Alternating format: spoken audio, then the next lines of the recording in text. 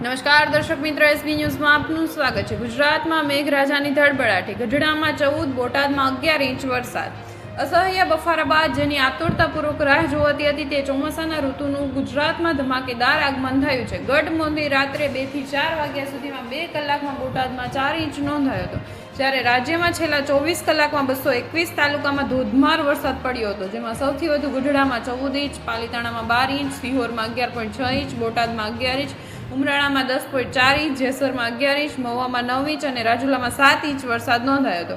હવામાન વિભાગની અનુસાર રાજ્યમાં 17 જૂને જૂનાગઢ અને ગીર સોમનાથ જિલ્લામાં મેઘગર્જના સાથે અત્યંત ભારે વરસાદને પગલે હવામાન વિભાગે રેડ એલર્ટ જાહેર કર્યું છે, જ્યારે પોરબંદર, રાજકોટ, અમરેલી, ભાવનગર, ભરૂચ, સુરત, નવસારી, વલસાડ જિલ્લામાં અતિભારે વરસાદને લઈને ઓરેન્જ એલર્ટ અને દેવભૂમિ દ્વારકા, જામનગર, આણંદ, વડોદરા, છોટાઉદેપુર, નર્મદા, તાપી, ડાંગ જિલ્લામાં ગાજવીજ સાથે ભારે વરસાદને લઈને યલો એલર્ટ જાહેર કર્યું છે।